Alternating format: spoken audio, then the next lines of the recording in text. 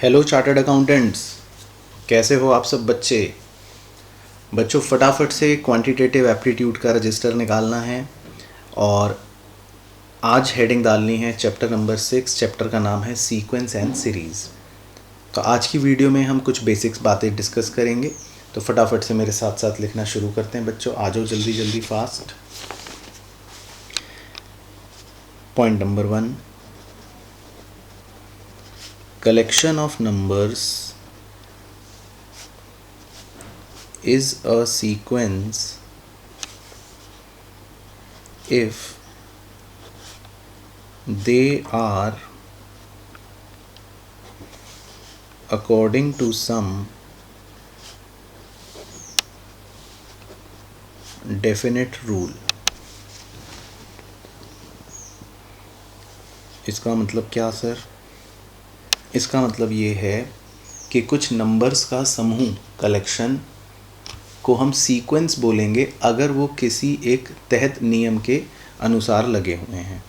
For example मैंने कुछ numbers लिख रहा हूँ बच्चों, 2, 4, 6, 8, 10, 12, 14।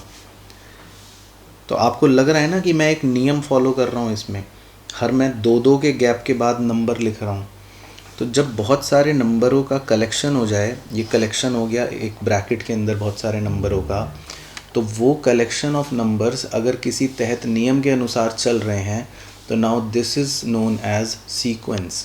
इसे सीक्वेंस बोल देंगे। Now this is a sequence. Second point, sum of elements of sequence is called series।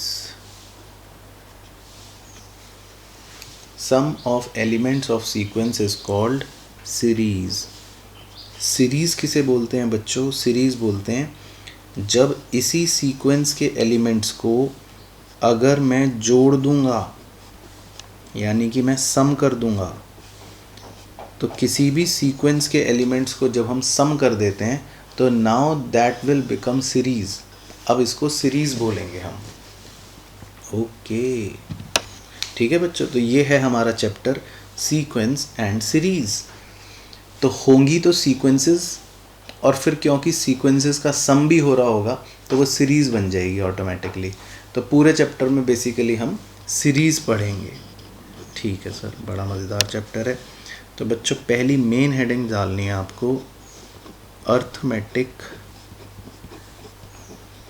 Progression. Arithmetic progression main heading number 1। तो आज की पूरी चर्चा, और हो सकता है अगली वीडियो की भी पूरी चर्चा, बस इसी टॉपिक पर आधारित रहे। अर्थमेटिक प्रोग्रेशन, बचपन में याद है ना, आप इसको बोलते थे एपी या एपी सीरीज। तो पहले हम इसकी कुछ बातें लिखेंगे और फिर उसके बाद हम कुछ एग्जाम्पल्स करेंगे साथ साथ। चलो आगे देखो, इसमें लिखना है पॉइंट नंबर 1, फर्स्ट टर्म। बच्चों एपी सीरीज के पहले टर्म को हम संबोधित करेंगे किससे? ए से। और उसी के नीचे लिखना है कॉमन डिफरेंस। जो दो टर्म्स के बीच में डिफरेंस होता है उसे हम संबोधित करेंगे किससे? डी से। तो यानी अगर मैं अपने पुराने एग्जाम्पल की बात करूं, हमारी जो पहली टर्म होती है सीरीज़ की, इसे हम संबोधित करेंगे ए से। और किसी भी दो टर्म के बीच का जो डिफरेंस है, 4 और 6, 6 या 8, 8 या 10, 10 या 12, तो सब में डिफरेंस 2 ही है वैसे तो इसे हम डिनोट करेंगे डी से। इसे बोलते हैं डी, या इसको संबोधित करते हैं D. Second point, nth term is equal to a plus n-1 into D. a plus n-1 into D. उसके नीचे लिखना है here n is the position number of term, here n is the position number of term, ठीक है ना। तो अब इसको मैं समझा देता हूँ एक बार डिटेल के अंदर। बच्चों मान लेते हैं मैं एक अर्थमेटिक प्रोग्रेशन लिख रहा हूँ 3, 6, 9, 12, अब आगे नहीं लिख रहा, ठीक है ना। अब मान लो चलते चलते चलते चलते कोई पूछना चाहे सर इस सीरीज़ की ज़रा 7th टर्म बताओ क्या होगी। कोई मान लो ऐसे पूछ रहा है कि सर इस सीरीज़ की 7th टर्म बताओ क्या होगी। तो अब मैं ऐसे दिमाग नहीं लगाना चाहता पूरा करके आगे कि मैं जाऊं 1, 2, 3, 4, 5वीं लिखूं, 6ठी, 7वीं।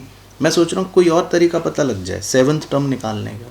तो ए का मतलब पहली टर्म हमारी है 3 प्लस एन मतलब n is the position number of term, मतलब कि मैं कौन सी टर्म निकलवाना चाहता हूँ।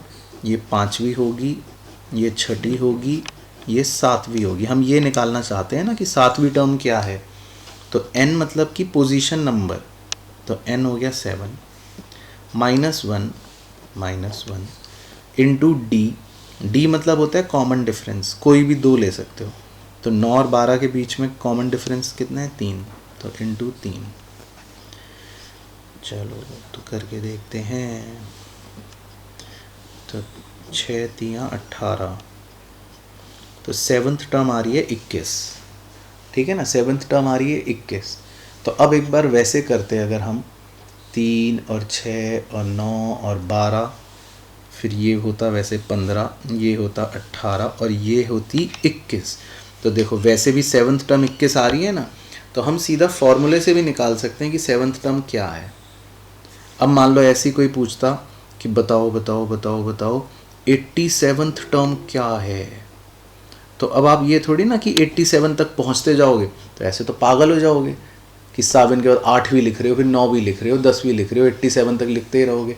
तो इसीलिए सीधा फॉर्मूला है कि मान लो कोई पूछे कि 87th टर्म निकालो, तो आप कहोगे अच्छा रुक अभी तुझे अभी बताता हूँ मैं। 87th टर्म पूछ रहा है मुझसे, तो a plus n-1 into D. तो आपको झट से उसको बता दोगे कि देख भाई 87th टर्म जो होगी वो होगी 261। अब उसको बोल दो कि जा तू करके देखता रही हो घर में कि भाई 87th टर्म ये है कि नहीं, तो यही आएगी। तो इस तरह से हम कोई भी टर्म पता लगा सकते हैं अर्थमेटिक प्रोग्रेशन सीरीज़ की, ठीक है ना। nth टर्म, तो nth टर्म का फॉर्मूला हो गया ये, ठीक है ना। उसके बाद next point number 3, always assume 3 numbers in AP as, कभी कभी हमें AP में 3 नंबर एज्यूम करने पड़ते हैं। हालांकि बहुत बारी तो नहीं करने पड़ेंगे क्योंकि अब तो ये हमारा MCQ बन गया, लेकिन बाय चांस फिर भी अगर कभी करने पड़ गए तो हम उसको 3 नंबरों को पता है क्या एज्यूम करते हैं, A-D, A और A+D। तो अगर एज्यूम करने पड़ेंगे कभी भी 3 नंबर, अगर करने पड़े बाय चांस, तो हम मानेंगे ये 3 नंबर हैं जो अर्थमेटिक प्रोग्रेशन में हैं। तो फिर हम इस तरह से मानेंगे। उसके बाद point number 4, if A, B, C are in AP, अगर 3 नंबर AP सीरीज़ में हैं, तो मान लो जैसे मैं इधर डेमो ले रहा हूँ 4, 8, 12 ये AP सीरीज़ में हैं, देन B जो होता है वो होता है A+C/2। अगर 3 नंबर AP सीरीज़ में हैं बच्चों, तो बीच वाला नंबर हमेशा उसके बाजू के चिपके 2 नंबर का एवरेज होगा। तो करके देखते हैं चेक कि क्या ये B जो है बीच वाला, ये बाजू के दोनों के सम को डिवाइड बाय 2 करके है भी या नहीं बराबर। तो 4 और 12 16, 16/2 8, हाँ तो बराबर है। तो अगर 3 टर्म्स बच्चों AP में होंगे तो बीच वाला टर्म जो होगा वो बाजू के 2 का एवरेज हमेशा ही होगा, हमेशा होगा, ऑलवेज। उसके बाद point number 5, sum of AP series. अब AP सीरीज़ का पूरे का सम निकालना है। मान लो मैंने एक AP सीरीज़ लिखी 3, 6, 9, 12, 15, बस मान लो 5 टर्म्स हैं कि चलो AP सीरीज़ का सम बताओ। तो पहला पॉइंट तो है when last term is known, जब हमें लास्ट टर्म पता है, ब्रैकेट में L लिख लो। When last term is known, जब हमें लास्ट टर्म पता है तो सम का फॉर्मूला होगा n/2 into A plus L।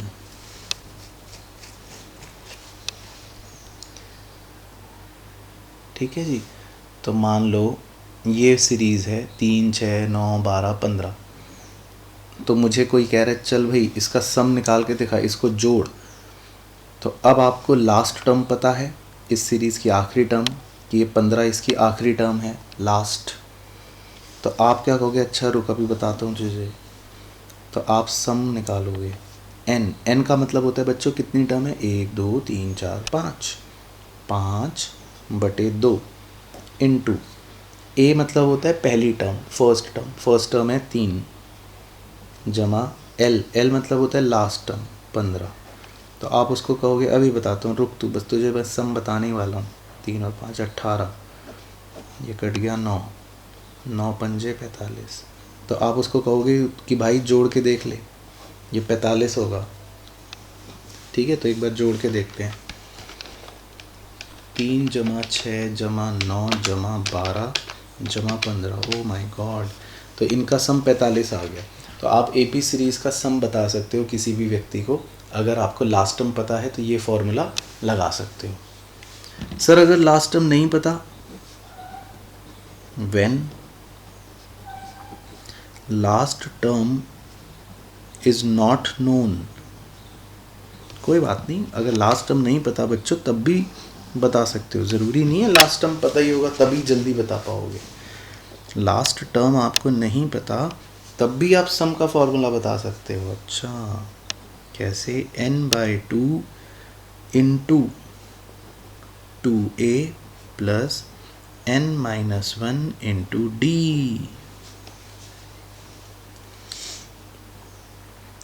ठीक है ना, तो इसका भी डेमो दिखा देता हूँ। अब फ़र्ज़ करो, थोड़ी देर के लिए फ़र्ज़ करो आपको नहीं पता थी कि ये 15 है लास्ट टर्म, थोड़ी देर भूल जाओ, हालांकि दिख रही है यहीं पे 15 है, लेकिन भूल जाओ, आपको नहीं पता। मान लो कि आपको नहीं पता कि लास्ट टर्म, हमें नहीं पता भाई 15 है, हमें दिख नहीं रहा, आँखों पे कुछ पर्दा लगा हुआ है, अभी हमको दिख नहीं रही लास्ट टर्म 15 है, और फिर हमको निकालना हो सम, तो भी कोई दिक्कत नहीं, यहाँ पे दे देता हूँ इसका डेमो। तो n/2, n मतलब कितने नंबर थे, 1 2 3 4 5, 5 नंबर थे, तो 5/2 इंटू 2 इंटू A मतलब पहली टर्म यानी 3, तो 2 into A plus n-1, n मतलब बच्चों हमेशा वही, n मतलब कितनी टर्म, 1 2 3 4 5 टर्म थी इस सीरीज़ में, तो 5 - 1 इंटू D मतलब वही कॉमन डिफरेंस, 3 3 3 3। तो इस गणित को हम सॉल्व करके देखते हैं एक बार ज़रा। 5/2 इंटू 6 जमा 5 मैंने 4, 4 इंटू 3 12, तो 5/2 इंटू 6 और 12 हो गया 18, 2 से 18 कटा 9, तो 9 इंटू 5 45। तो अगर आपको आखिरी टर्म, मान लो किसी को नहीं पता थी कि आखिरी टर्म 15 है, तो भी वो उस सीरीज़ का सम 45 निकाल सकता है। तो अगर लास्ट टर्म पता है 15 ही है तो सीधा पुट करके ऐसे भी निकाल सकते हो, नहीं पता लास्ट टर्म क्या थी तो ऐसे निकाल सकते हो, लेकिन आप सम निकाल सकते हो सीरीज़ का। उसके बाद पॉइंट नंबर 6, अदर इम्पॉर्टेंट फार्मूले। ये कुछ मिसलिनियस फार्मूले हैं।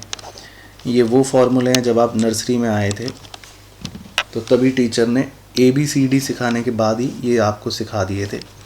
तो एक गली मोहल्ले में हर बच्चा हाथों पे टैटू बना के घूमता है इन फार्मूला को। तो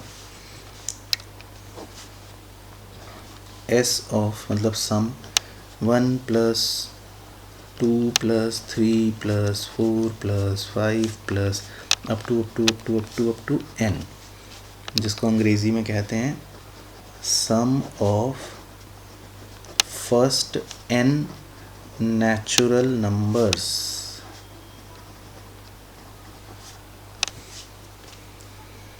ठीक है ना। तो क्या होता है फॉर्मूला?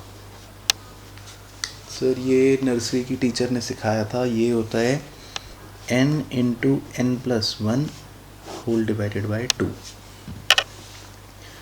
ठीक है ना। तो मान लो जैसे मैंने बोला, एक डेमो यहाँ दे देता हूँ। मैंने कहा चलो बच्चों 1 + 2 + 3 + 4 इसे जोड़ के बताओ। तो आपने कहा सर ऐसे जोड़ना तो बड़ा मुश्किल लग रहा है, ऐसे 1 और 2 गिना नहीं जा रहा सर, चक्कर से आ रहे हैं। मैंने कहा चलो कोई बात नहीं, ये फार्मूला लगाते हैं। तो अब आप इस फार्मूले के तहत n मतलब कितने नंबर हैं टोटल? 1 2 3 4, 4 नंबर हैं। तो 4 × 4 + 1 होल डिवाइडेड बाय 2। बस इसको सॉल्व कर लो तो आपको इनका सम पता लग जाएगा। तो 4 से 2 से कट गया 2, ये हो गया 5। तो 2 × 5, 2 × 5 हो गया 10। तो अब एक बार जोड़ के देखो, 3 3 3 6 6 4 10। ठीक है ना। तो जुड़ गया बस।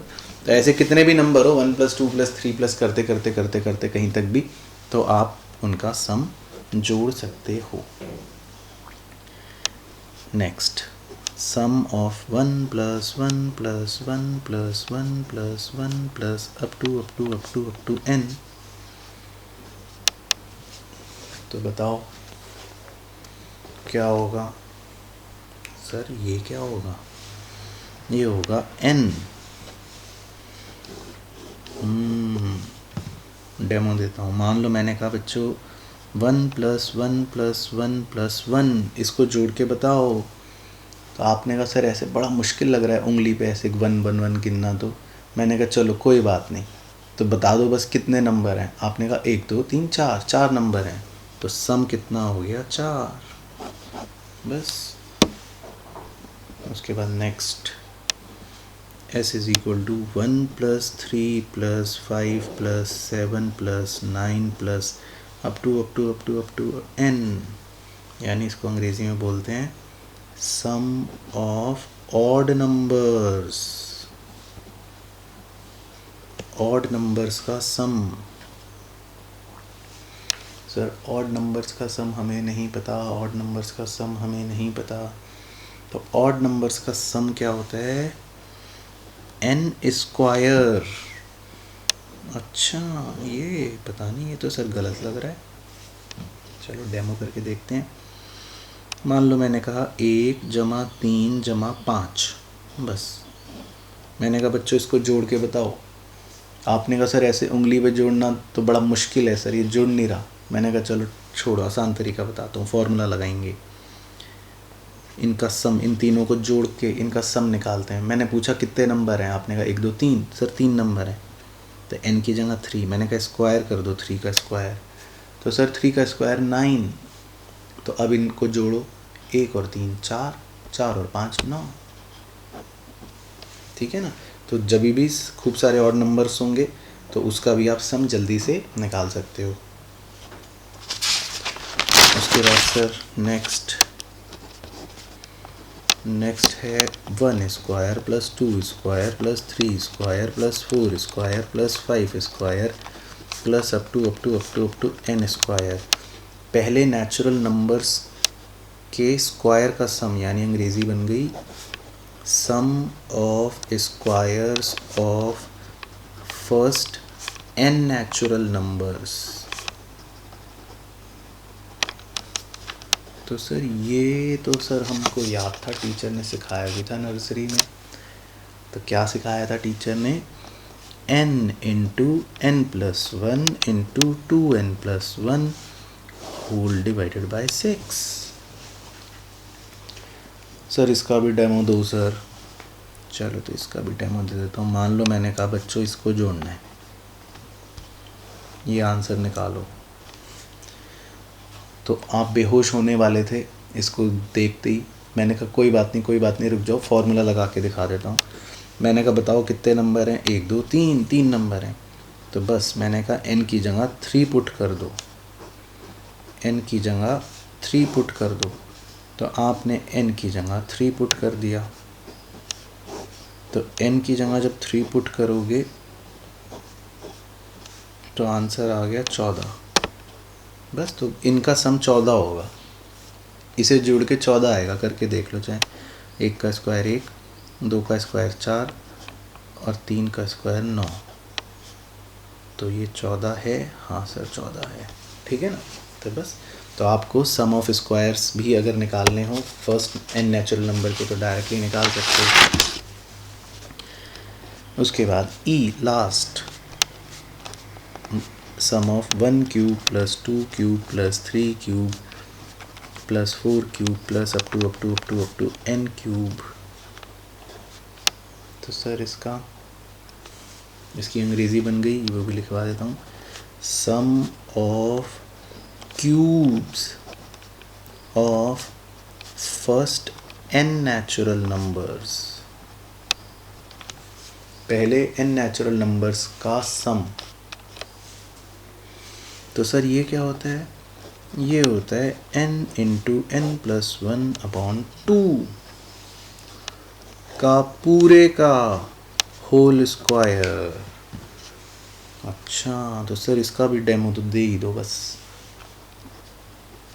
तो मान लो मैंने कहा कि चलो बच्चों इसको जोड़ के दिखाओ, तो इसको जोड़ने में तो आपको पता ही पसीने आ जाएंगे। तो मैंने कहा चलो कोई बात नहीं, मैं आसान तरीका बता देता हूँ, मुझे बस बता दो कितने नंबर हैं। आपने कहा 1 2 3। सर 3 नंबर हैं। तो बस n की जगह मैंने कहा 3 पुट कर दो, सिंपल। तो n की जगह आपने 3 पुट कर दिया, फिर आप मुझे बता रहे हो।